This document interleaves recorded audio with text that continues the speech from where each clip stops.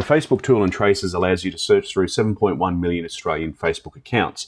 Now, these Facebook accounts are actually stored in a data warehouse, so it is not a live Facebook search. So this is a historical Facebook data for 2023 on 7.1 million Australian Facebook accounts. So it's not a live Facebook search. Now, probably the most common way this has been searched, which is actually incorrect or not the best way to be searching it, is by typing in name, date of birth, phone, and email.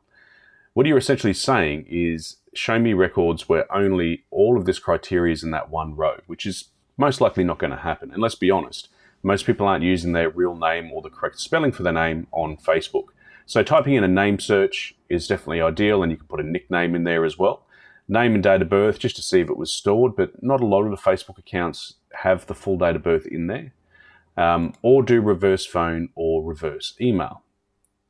Now we can fill out this form just by typing in a person's name. So we'll just type in Craig and hit search and look at the results that come back. Now you'll see that a lot of them don't have date of birth. Some of them will have a basic date of birth field there, and it's dependent on what the users put in on their date of birth record. The blue text is a link, so that's their Facebook user ID. We can click on that and it'll take us directly to their Facebook page. Now the benefit of this tool is, you'll see the first column is phone. So all the records are going to have a phone number. So that means there's 7.1 million phone numbers connected to Facebook in this tool. Some of the records will also have an email address. So if you've been asked to investigate a person and you've got a phone number, in this tool you can type the phone number in and it gives you an email address. Now there's another can of worms you can go down and have a bit of a look at. So with this tool, what we want to do is very basic searches, either reverse phone or reverse email or a name search.